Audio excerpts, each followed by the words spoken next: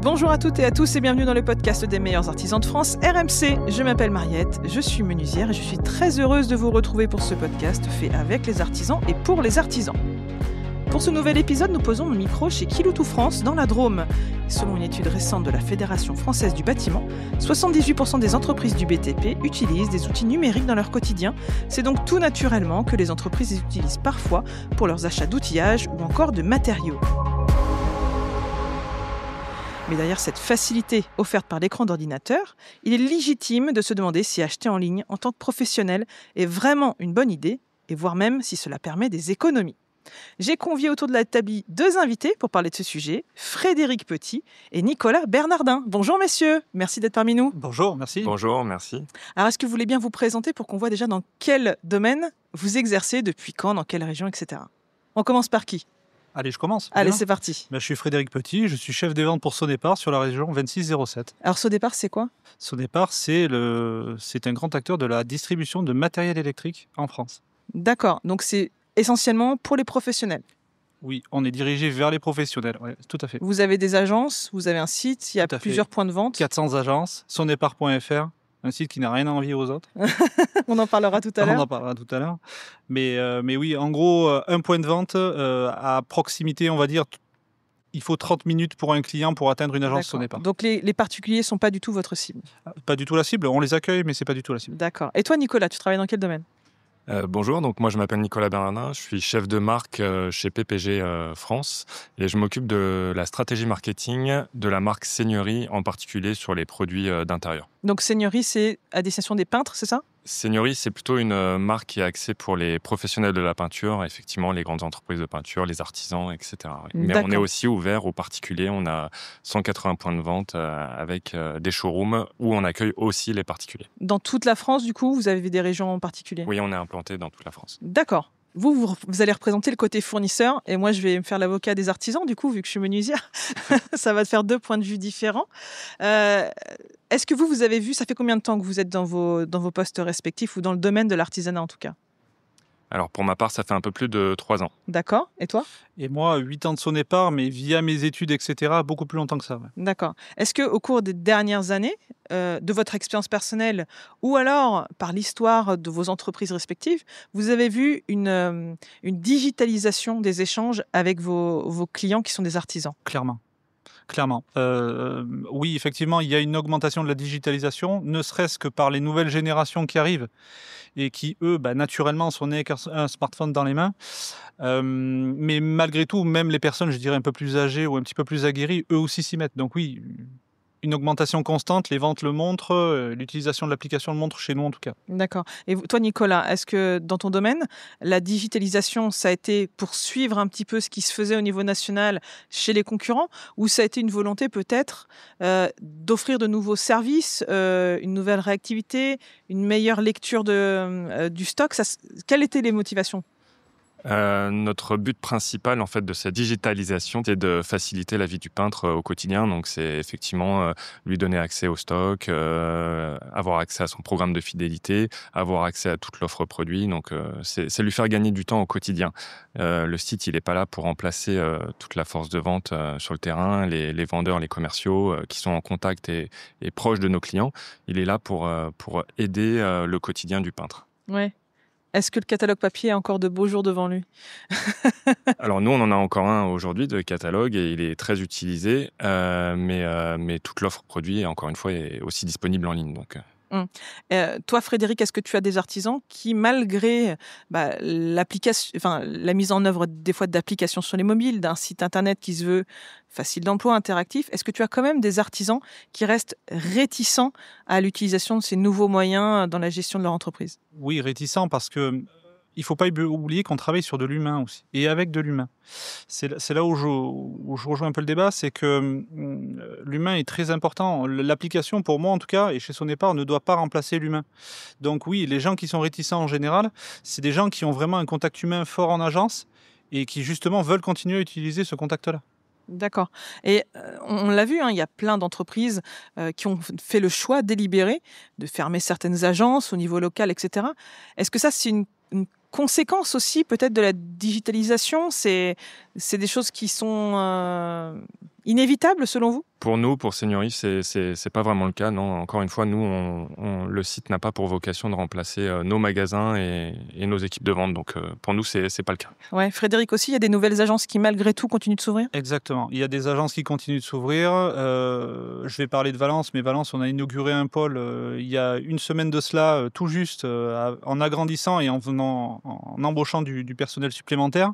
Une agence à Orange qui s'est ouverte très récemment. Non, c'est pas le digital qui fait que des agences ferment ou on se repositionne sur des régions ou pas. Oui, parce que des fois, le point de vue de l'artisan, ça peut être de dire, si je passe par Internet, au final, j'aurai plus jamais mon point de vente local.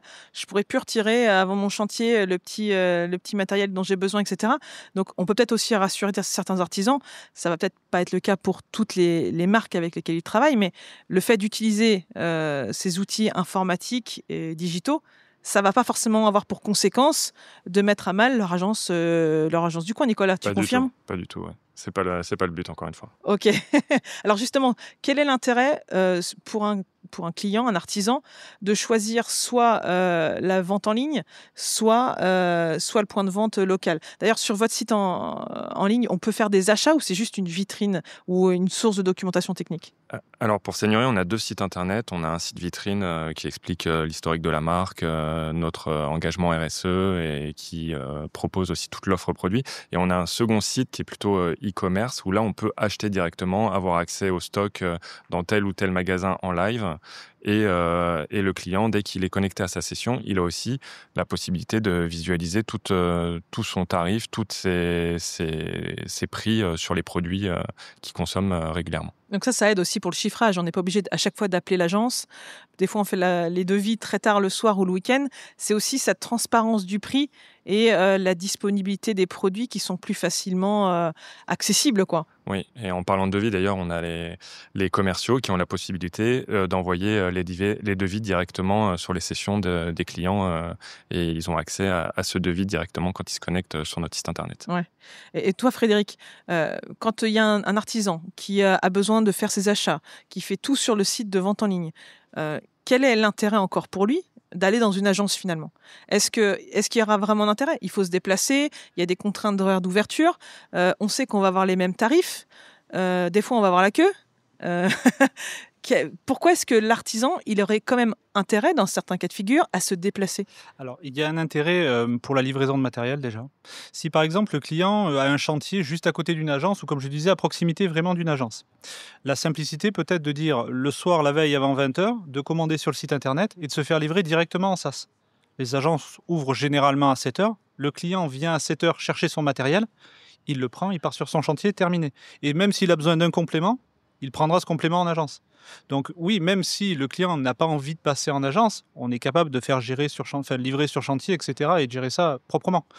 Mais malgré tout, il peut se garder la possibilité, la sérénité de se faire livrer en agence et être sûr que le matériel sera bien réceptionné, en bon état, et le bon produit aussi surtout. Oui, parce que c'est vrai que le fait de pouvoir avoir des produits directement en agence, c'est très confortable, mais on l'a vu, en tout cas dans plein de domaines, maintenant, il y a de moins en moins de stock dans les agences. Donc, il y a du stock dans l'agence si on a fait la démarche de commander auparavant. Alors, il faut que le stock soit pertinent dans une agence. Tu es artisan, tu connais un peu le chose. T'as jamais oublié une paire de chevilles Jamais. Des vis? Non, jamais. T'es trop parfaite. En tout cas, certains oublient du matériel. Je prends bêtement la quincaillerie, mais la quincaillerie, c'est aussi nécessaire dans le matériel électrique, dans la pose de matériel électrique. Et des fois, tiens, j'ai oublié le filin, tiens, j'ai oublié la vis, tiens, j'ai oublié les chevilles, etc. Et c'est à ça que peut servir aussi l'agence. Bien sûr. Et ça, c'est intéressant quand tu es à proximité de l'agence. Mais tu as des départements où tu vas avoir une agence dans tout le département. Comme par hasard, si tu es à l'autre bout, ça ne sera pas toujours la solution la plus simple. Tu as des agences qui, tu le disais, ouvrent très tôt. Ouais. Mais la contrainte aussi parfois des agences, c'est qu'elles ferment très tôt. Livraison en SaaS. Alors, c'est quoi le principe du SaaS chez vous, du coup ? Alors, la livraison en SaaS, c'est le client appelle par exemple en agence ou via son application, il demande à se faire déposer du matériel en SaaS. Il a besoin d'un disjoncteur, la fameuse quincaillerie dont on parlait à l'instant. Eh bien, même après la fermeture de l'agence ou avant la fermeture de l'agence, il suffit juste qu'on lui dépose dans le SaaS, il tape son petit code, il récupère son matériel, il est tranquille. Ah oui, d'accord, ça c'est un bon système. C'est un peu le principe des armoires à colis qu'on va pouvoir retrouver chez certains vendeurs. Tout à fait. C'est encore en déploiement et on va le Oui, déployer c'est sur un bon beaucoup système, d'agences ça offre de la max. souplesse. Bien sûr. Exactement. Moi, je vois mon quincaillier, si j'ai besoin d'un truc après 17h, c'est fichu. Sauf que moi, je vais pas sortir de mon chantier avant 17h. J'ai une demi-heure de route pour aller voir l'agence. C'est très inconfortable. Est-ce que vous avez justement aussi changé des habitudes pour vous adapter à vos clients parce que j'imagine que la principale contrainte quand on fait de l'achat en ligne en tant qu'artisan, eh bien, ça va être les coûts de livraison, le franco de port et peut-être les délais de livraison. Alors nous, on a une livraison en 24 heures en magasin ou chez le client également. Et les coûts de livraison sont moindres puisqu'ils sont gratuits en fait pour nos clients à partir du moment où ils dépassent 150 euros de commande IMSS. Ouais, d'accord. Donc pour de la peinture, ça va assez vite, surtout pour un chantier chez un client. Alors, on l'a vu dans le cadre de la tournée, vous avez fait des petites démonstrations de certains de vos produits. Et c'est vrai que dès qu'il y a du visuel, dès qu'on peut voir l'efficacité d'un produit, tout de suite, on est plus convaincu. Mais c'est dur de convaincre quand tu as les artisans qui se déplacent plus. Alors, comment vous faites de votre côté, votre stratégie en tant que marque, pour malgré tout maintenir ce lien et peut-être arriver des fois à faire revenir des artisans pour leur faire voir les produits, pour leur donner des échantillons, pour leur faire des démonstrations, du conseil technique. Comment vous faites pour garder cette proximité alors qu'en fait maintenant il y a les ordinateurs qui séparent tout le monde? Alors on utilise beaucoup d'outils. C'est vrai que les formations, les journées portes ouvertes de formation avec nos clients sont très utiles pour faire venir les clients, leur faire tester les produits. Et, on voit tout de suite l'efficacité d'un produit quand on l'a devant les yeux, c'est sûr, et surtout quand on l'applique. Donc on a des équipes qui organisent des journées sur les points de vente où on fait appliquer les clients et on communique là-dessus à travers nos réseaux sociaux, sur notre site internet et tous les canaux possibles. Ouais, Frédéric, c'est le même principe? Bien Vous sûr. essayez malgré tout de les faire venir de temps en temps sur les agences ou est-ce que des fois vous délocalisez sur des points stratégiques où vous savez que vous allez avoir des artisans? On a plusieurs systèmes. Déjà, il y a la tournée itinérante en complément. C'est-à-dire que notre itinérant peut se déplacer éventuellement avec un fabricant, éventuellement avec des échantillons, etc. On n'a pas forcément parlé, mais la vie d'un artisan, elle est très rythmée. Il doit un peu tout faire en même temps. Donc, son temps est précieux. Je considère qu'une visite, quand un itinérant vient le voir, elle doit être pertinente. Et venir avec un fabricant, avec un produit, c'est le premier lien vers la pertinence. Donc déjà, il peut s'informer comme ça. Ensuite, on a des experts qui sont disponibles chez Sonepa, plusieurs par pôle. Et donc, les experts sont amenés à eux aussi conseiller les clients. Je prends un exemple bête. Par exemple, la société X a besoin de refaire son éclairage. Un artisan vient, mais n'a pas forcément les compétences pour dimensionner l'éclairage. Un expert vient, leur montre, leur fait l'étude d'éclairage, etc. et leur donne les arguments aussi pour vendre à leur client final. Bien sûr. Alors par contre, si je me mets du côté des artisans, on va se dire oui, c'est très bien, il y a le commercial qui vient, etc. Mais tout ça, ça a un coût. Et parfois, le vieux artisan qui commande toujours la même référence de quincaillerie, qui n'a pas forcément besoin de nouveautés sur certains produits, il se dit, moi, cette agence, elle me fait supporter un coût avec des commerciaux qui viennent, qui ont des super voitures, des repas le midi, dont je n'ai pas forcément besoin et qui impactent mon prix. Et c'est pour ça aussi qu'il y a beaucoup d'artisans qui vont se retourner, en tout cas pour des produits qui sont disponibles sur plein de plateformes, sur des plateformes plus généralistes, et retrouver des prix qui vont être plus intéressants, ce qui est parfois mal compris. Quand on est artisan, qu'on a des prix publics qui sont plus élevés que les prix des particuliers, c'est dur à accepter. Est-ce que vous, du coup, vous avez revu aussi vos politiques tarifaires pour vous mettre face à ça, ou est-ce que, de toute façon, vos produits sont distribués que par vos canaux et du coup, vous n'êtes pas forcément impacté par ça? Déjà, je veux juste dire quelque chose, c'est qu'on essaie de faire en sorte que les prix soient vraiment adaptés à la typologie de clients. Tout d'abord. C'est pour ça que tout à l'heure, on parlait de particuliers et de professionnels. Il faut bien mettre l'accent là-dessus parce que les artisans doivent avoir une grille tarifaire adaptée. Voilà, on va dire ça comme ça. Donc, pour venir sur ce que tu disais, je dirais quand même que oui, ça a un coût. Bien sûr que ça a un coût. Une agence, un commercial, une voiture, un repas, ça a un coût. Mais c'est à nous de gérer ça. C'est à nous de gérer ça avec nos fournisseurs. C'est à nous de gérer ça et nous d'obtenir des meilleures conditions d'achat. Donc, si je dois te faire une réponse, je te dirais que sur le client final et sur le client artisan, ça n'a pas à l'impacter. clairement. Mais dans les faits, en tant qu'artisan, je peux vous le dire, il y a beaucoup de produits, mais bien sûr, pas les produits spécifiques qui sont sur un seul canal de distribution. Évidemment, là, on va pas les retrouver chez des concurrents. Mais c'est vrai que toi, si je veux acheter, par exemple, une charnière, exemple concret, et que je dois la négocier 3 fois auprès de mon fournisseur pour finalement qu'il s'aligne au prix public qui est proposé sur le site de vente de la même maison mère, hein. Des fois, ça part du même entrepôt, mais qui a un public très généraliste, il y a une petite incompréhension derrière. Et c'est vrai que les moteurs de recherche ont permis au cours des dernières années aux artisans à comparer les prix. Et est-ce que ça, vous l'avez vu aussi dans vos entreprises, le fait que on était quand même plus soucieux du prix et on n'attendait pas juste le seul commercial qui allait venir dans l'entreprise, le catalogue sous le bras, prendre toutes les commandes de la semaine? Est-ce qu'il y a un changement dans la façon de consommer des artisans à cause ou grâce au numérique? Pour notre part, en fait, les produits sont essentiellement distribués dans notre réseau de magasins. Vous êtes fabricant et revendeur de vos propres produits, du coup? Exactement. D'accord. Pour Seigneurie, c'est le cas. Ils sont exclusivement distribués dans nos magasins et certains revendeurs. Mais en ce qui concerne la politique tarifaire, elle est la même pour tous. Et encore une fois, si un Ça veut dire que le particulier qui vient, il a le même prix pour la peinture que le professionnel? Non. Donc, effectivement, J'essaye de le piéger, je n'y arrive pas. Effectivement, en fonction de la catégorie de clients, un petit artisan, une grande entreprise de peinture, en fonction de la volumétrie de consommation plus de tu produits, consommes, plus tu as des conditions intéressantes. effectivement, on aura un tarif différent. Mais ce tarif-là, il est encore une fois accessible sur notre site internet. Lorsqu'un client se log, se connecte à notre site internet, il a accès à tous ses tarifs et toute son offre produit.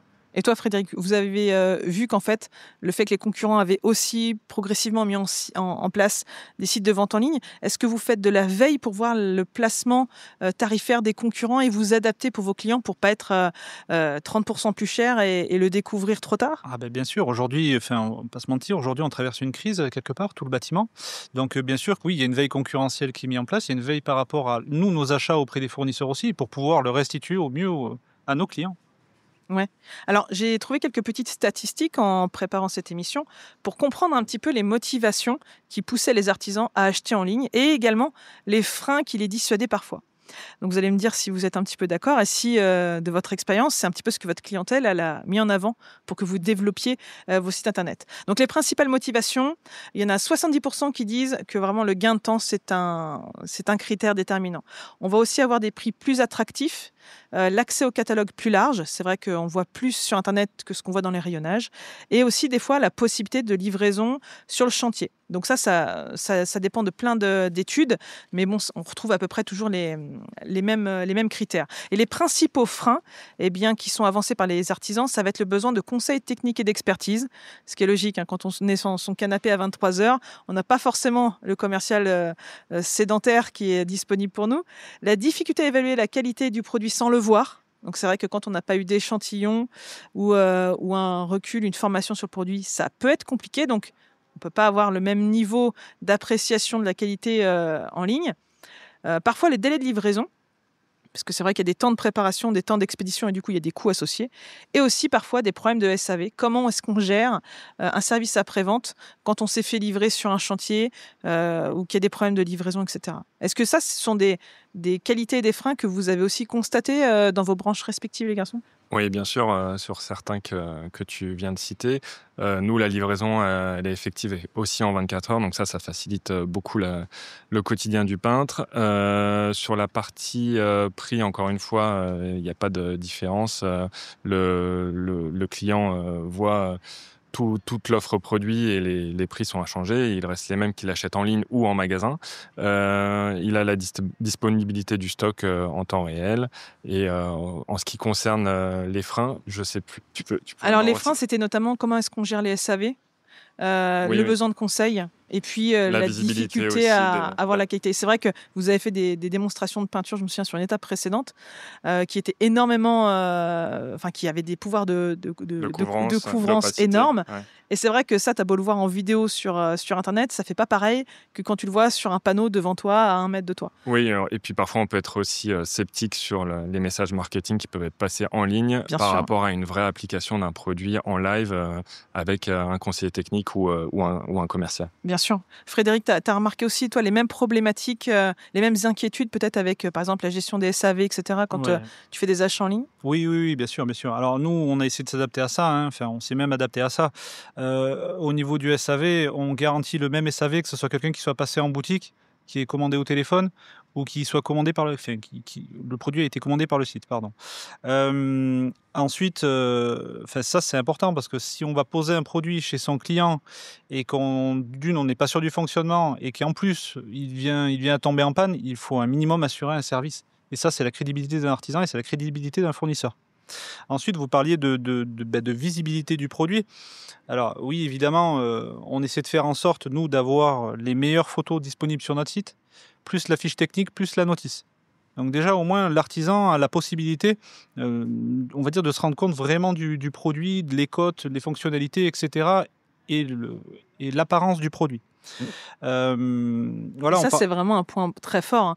Moi, je vois sur chantier, ça m'est arrivé plein de fois d'aller sur le site du fournisseur, prendre la fiche technique et avoir directement sur mon chantier accès à des données fiables sans avoir besoin de chercher sur des moteurs de recherche. Est-ce que ça, vraiment, c'est des équipes entières qui travaillent à créer ces fiches produits? Parce que quand vous avez un site internet, peut-être avec, je sais pas, 40 000 références, ça fait autant de données techniques à vérifier, à mettre à jour. C'est un travail considérable dans la fabrication d'un site internet aussi, c'est un coût. Mais oui, évidemment qu'il y a des équipes entières qui sont dédiées à ça, qui sont formées à ça et qui font bien leur métier en plus, quoi. Et c'est essentiel aussi de donner accès à ces informations aux clients, qu'ils puissent les télécharger à n'importe quel moment, qu'ils soient sur son chantier ou la veille, lui donner accès à des données à jour. Il y a aussi des données de sécurité à lui mettre à disposition qui sont très importantes. Donc toutes ces données, c'est clairement essentiel de leur donner accès sur notre site internet. Voire même devant leurs clients. On parlait de tarifs tout à l'heure. Je ne suis pas certain que tous les artisans veuillent que leur tarif transpire, je vais dire ça comme ça. La possibilité de se mettre en prix public sur l'application. Donc, ne pas avoir de frein à montrer le produit directement à son client sur son téléphone ou sur sa tablette, mais tout en conservant la discrétion du prix, je vais dire ça comme ça. Bien sûr. Alors, parfois aussi, le fait d'avoir un site internet, pour l'artisan, c'est la possibilité d'avoir des services ou des outils complémentaires. Je pense, dans mon domaine, par exemple, à des configurateurs de meubles qui vont vous dire, voilà, le nombre de panneaux à prendre, la quincaillerie adaptée, ou percer, etc. Est-ce que ce sont aussi des services dans vos domaines que vous avez essayé de développer, peut-être par des outils pratiques qui facilitent la gestion d'un chantier ou l'estimatif d'un chantier? Oui, nous sur notre site internet, on a mis en place un module projet qui étudie en fait le besoin du client. Il renseigne plusieurs infos sur la typologie de chantier, le nombre de mètres carrés à appliquer, quelles sont les caractéristiques principales dont il a besoin. Et en fonction de ça, il a une sélection de produits qui lui est proposée et adaptée à son besoin. Et quantifié, j'imagine? Oui, et on est quantifier le besoin du produit en question. Et on est également en train de mettre en place un module comme ça pour la partie ITE, puisqu'on est également fabricant d'isolation thermique par extérieur. D'accord. Et toi, Frédéric, est-ce que sur votre site, vous avez justement saisi l'occasion pour apporter des outils en plus à destination des artisans? Bien sûr. Par exemple, pour du dimensionnement solaire, pour des panneaux solaires, qui est quelque chose de relativement technique, bien sûr, on a des configurateurs pour des bornes de recharge, etc. Même si l'artisan est maître d'œuvre, il a besoin de conseils. Donc, Oui, et puis ça lui permet de savoir, par exemple, la longueur de rail, mais du coup, quelle barre à quelle longueur couper, le nombre de pattes de fixation, j'imagine, etc. C'est ça? Exactement. Ça fait la liste de J'aurais pas courses. dit mieux. J'aurais pas dit mieux. La liste de courses, le panier, j'aurais pas dit mieux. Ouais.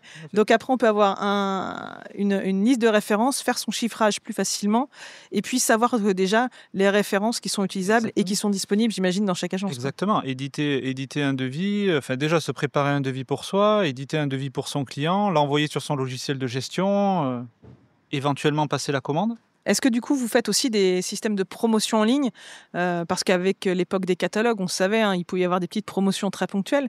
Mais les sites internet ont favorisé aussi la mise en place de promotions, d'offres de prix, etc. Comment vous communiquez auprès des artisans pour leur faire connaître ça? Est-ce que vous attendez qu'ils aillent sur le site et qu'ils en prennent connaissance? Ou est-ce qu'il y a une communication complémentaire pour justement les stimuler? On ne va pas se le cacher. Officiellement, c'est pour que l'artisan il ait un bon prix. Pour vous, c'est aussi pour réussir à certaines opérations commerciales.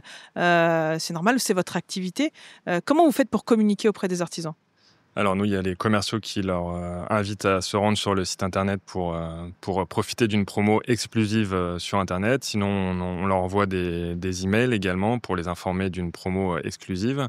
Il y a aussi tout un programme de fidélité qui s'appelle Pack Pro, sur lequel ils ont des notifications de promotions qui leur sont dédiées vraiment sur des achats en ligne. Ouais. Toi, Frédéric, est-ce que malgré les promotions, il y en a qui veulent quand même venir en agence et qui essayent d'avoir en agence des promotions qui sont seulement dispo sur Internet? Alors, bien sûr qu'on a des promotions qui sont dispo exclusivement sur le site. On essaie quand même un petit peu de les limiter. On essaie de travailler en partenariat avec les artisans. Bien sûr qu'on essaie de pousser évidemment aussi sur l'utilisation du site. Mais moi, je vais plus appeler des temps forts promotionnels. C'est-à-dire que nos commerciaux sont briefés, comme tu le disais tout à l'heure, nos commerciaux sont briefés et ont des offres exceptionnelles de la part des fabricants. Et ça, c'est pas des tarifs qu'on a forcément toute l'année. C'est pour ça qu'on met aussi ces promotions-là auprès des artisans et qu'ils les proposent sur 1 jour, 2 jours, 3 jours.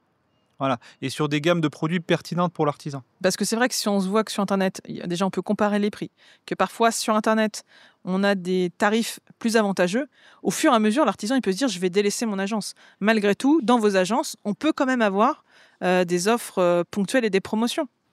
Oui, elles sont complémentaires en général de celles qui sont développées exclusivement pour Internet. Donc, Ouais. on n'a pas la même offre en ligne que celle qui peut être proposée en magasin ou par son commercial. Alors j'imagine aussi que parfois il peut y avoir une petite appréhension de la part des entreprises de laisser les données liées à l'entreprise, aux achats, aux habitudes de consommation sur les sites internet. Ça c'était peut-être notamment vrai au tout début de la mise en place des comptes clients.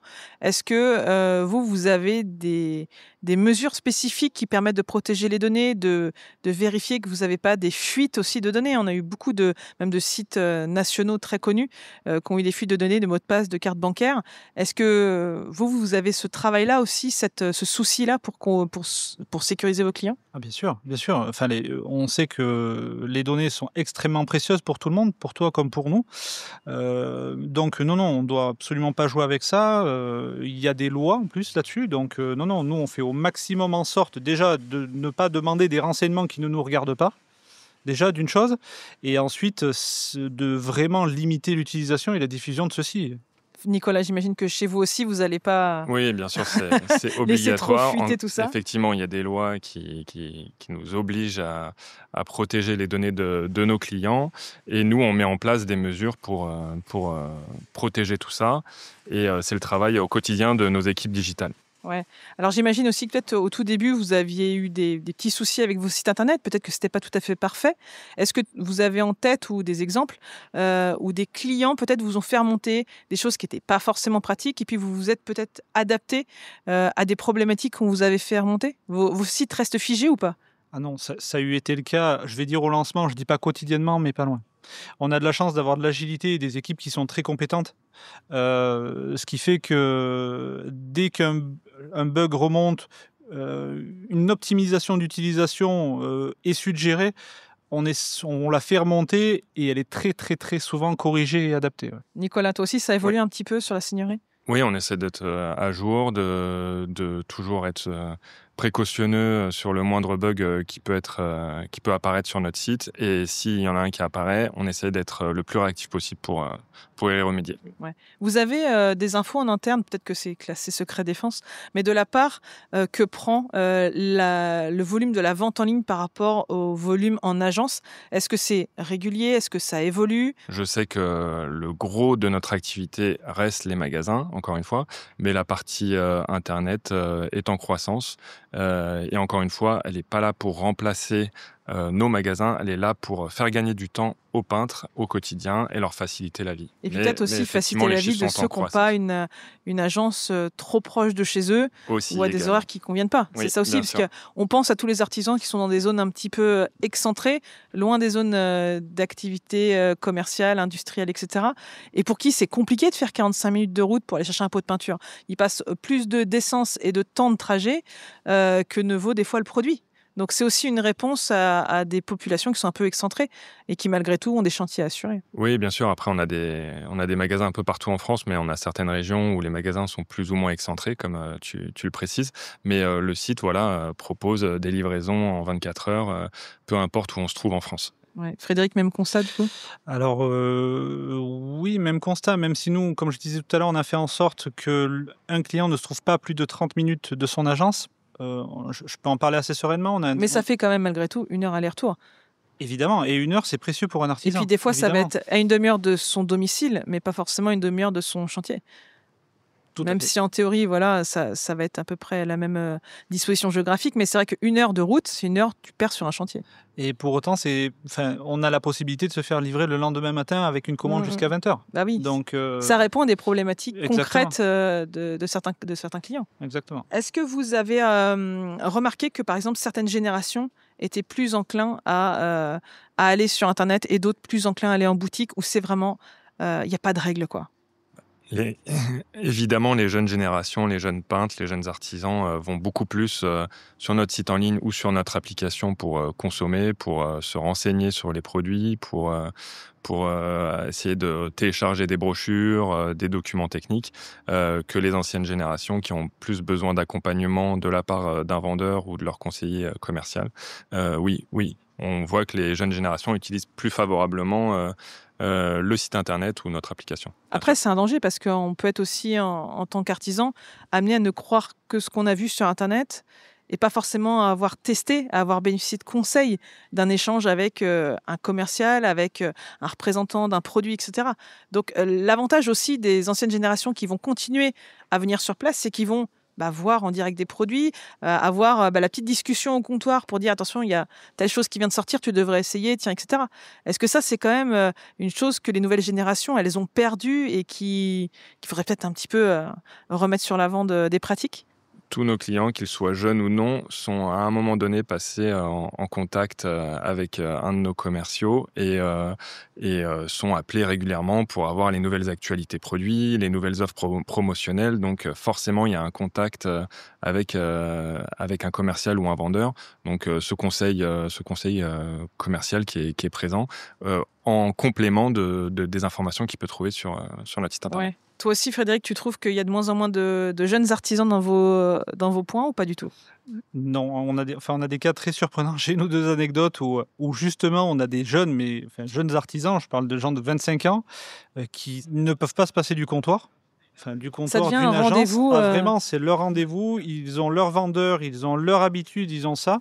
Et à l'inverse, on a des gens de génération un petit peu plus ancienne, mais qui sont très digitalisés et qui voient beaucoup par l'application et par le site internet. Donc, comme tu le disais très justement, bien sûr qu'il en faut pour tous. Bien sûr qu'il faut un accompagnement commercial à côté itinérant pertinent, je le redis. Mais non, moi, je constate pas vraiment de vérité et il y a même certains cas qui me font mentir Ouais. et sourire. Donc, de ton propre vécu, tu penses que les commerciaux de terrain ont encore de beaux jours devant eux malgré tout? Alors, s'ils sont technico-commerciaux pertinents chez leurs clients, oui, ils ont encore de beaux jours devant eux. Ok, Nicolas, Je pareil, confirme aussi, on hein. pourra toujours avoir un commercial de la seigneurie, un technico-commercial de la seigneurie qui vient nous Toujours. rencontrer à l'atelier ou sur chantier si on a besoin de conseils et d'appui Bien sûr, technique. Oui, Bon, bien sûr. écoutez, c'est rassurant. Est-ce que vous avez une petite conclusion à partager pour les artisans, peut-être un conseil pour parfois leur dire de venir en agence ou parfois de choisir plutôt le site internet où finalement, en fait, il n'y a pas forcément de règles dans les usages et vous nous garantissez malgré tout que les conditions elles sont à peu près identiques qu'on aille au comptoir et qu'on aille sur le site internet? Bien sûr. Alors, il y a quelque chose que j'ai pas rajouté tout à l'heure, c'est les offres de prix sur le site internet. Donc, si le client artisan a un doute sur son prix ou veut négocier un meilleur prix pour de la quantité, comme on le disait justement tout à l'heure, il n'y a rien qui empêche le client de demander avec son panier une demande de prix qu'on le traitera dans les 2 heures, dans les 2 heures le matin à l'ouverture de l'agence, évidemment. Moi, je dis qu'il n'y a pas de vérité.